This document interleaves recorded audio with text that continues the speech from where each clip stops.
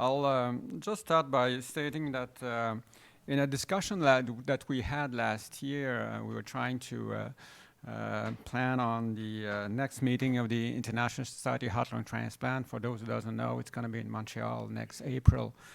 We thought that it'll be great to present good data on the TAH at that meeting.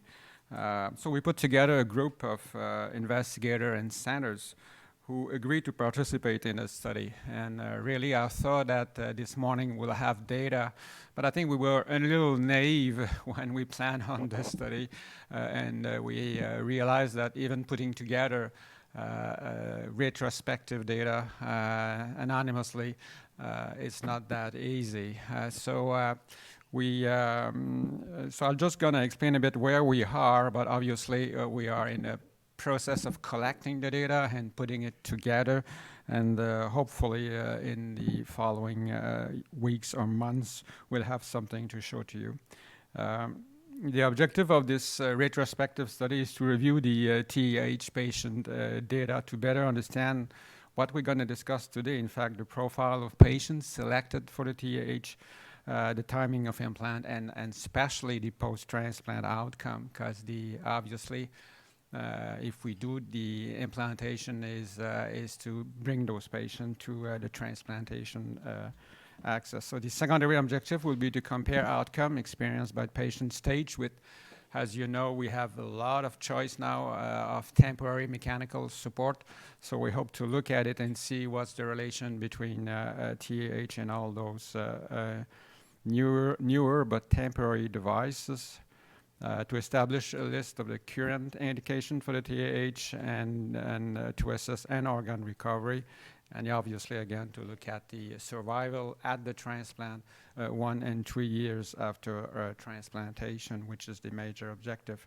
So a retrospective review of all patients who received TAH from January 2013 to 2099 in 6 participating centers is ongoing. A REDCap database was prepared for anonymous data collection of all patients in each centers, and we will collect obviously all the data available around the implant and around the transplant, and hopefully 1 and 3 years after transplantation.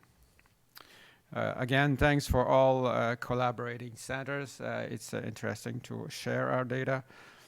So far, the data collection is doing fine. It was a little more difficult than we thought to pass around the ethics board and the administration requirement just for retrospective data collection, but that's done for most centers, and for most centers we are now filling the forms, and hopefully by the end of January, we expected to have the data and prepare an abstract and an analysis, a serious analysis to submit for publication. Again, we submitted a league-breaking clinical study to the SHLT, but we don't know exactly if it will be accepted or not. At that time, we didn't have enough data to present actual data, so we'll see.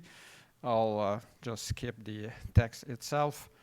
And I think that the current environment of transplant and temporary mechanical support system is changing rapidly, and we'll discuss this today.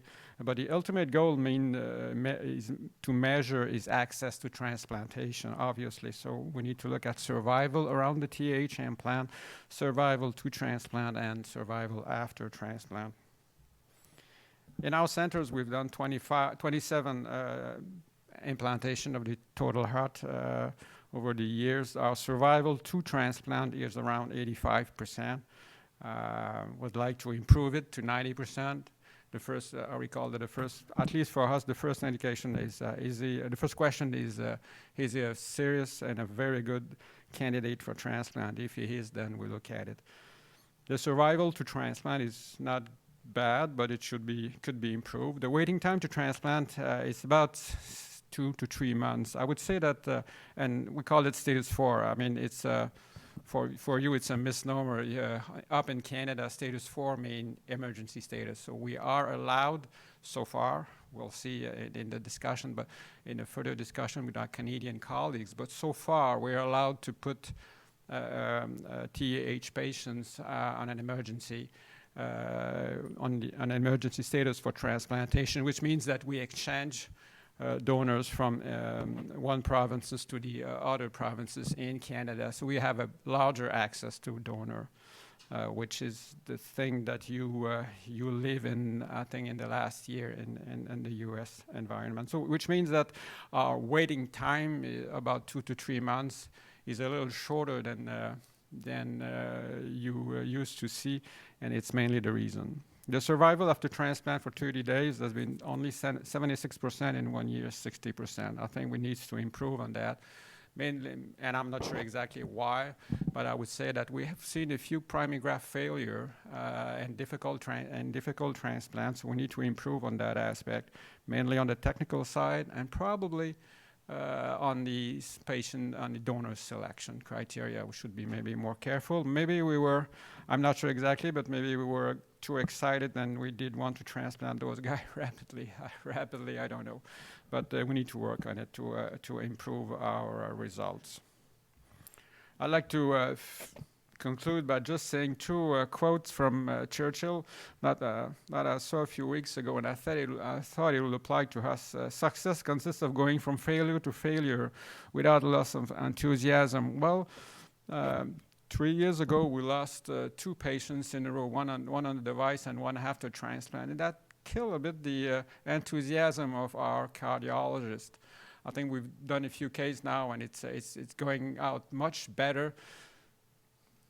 But I've been in transplant since 30 years now, and I must admit that in my centers, in our center at Heart Institute, we used to look at the device when the situation goes very bad, and it was very, very the end of the road. And I hope that we can overcome that bad reputation with the device. And I think we are in the last few months and 2 to 3 years. I have young cardiologist colleagues who are looking at it now, and they call us before the patient is entirely dead. So that's interesting. And hopefully, if we can bring more data and show them that we can do better, I think that we'll have more patients and we'll have more success. And then the other point I'd like to say with Churchill is courage is what it takes to stand up and speak, but courage is also what it takes to sit down, listen, and I will say listen and look at the data and analyze it properly. I think, again, we have to do better with the TAH. And but to do better, we have to see the patient before he's totally dead. And we have to realize that with the cardiologists now, we compete with ECMO patients, because at least in Canada, if we put the ECMO patients, we can access to the emergency waiting list again. And we are also competing against temporary BIVAD and urgent status for transplant. So we really need to know where are we with the TAH, how to select the proper device, how to select the proper patients, and things are changing very rapidly in the environment. And again, cardiologists and all our colleagues now are getting in the business of implanting ECMO. So it's a little more complicated than it used to be. And I think that access and survival to transplant needs to approach the VAD results, otherwise we'll be not in touch with the patient. So the study that we are looking at will be, I think, greatly interesting, because we'll have more contemporary data and we could better understand what's going on in the current clinical practice. So again, thanks a lot for all of those who helping us sharing their data. Yeah, but again, I think it's sometimes it's sobering to look at your own data, but it'll be great and it'll be very, very, very helpful. Thank you very much.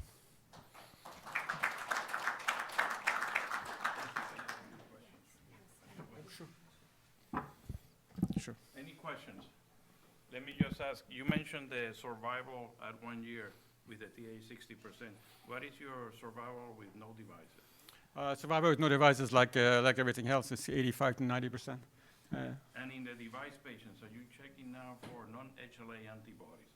Because we're starting to see that the patient with devices, LVAS TH, has actually have a higher incidence of significant non-HLA antibodies that may cause some of the Yes, graft dysfunction? the answer is yes, but we don't know what to do with it. I mean, so far we've seen patients, and the last two patients we've seen very high level, very difficult patients to cross match, and we have one patient now who has been transplanted but he had still high DSA, so we're not sure exactly what to do.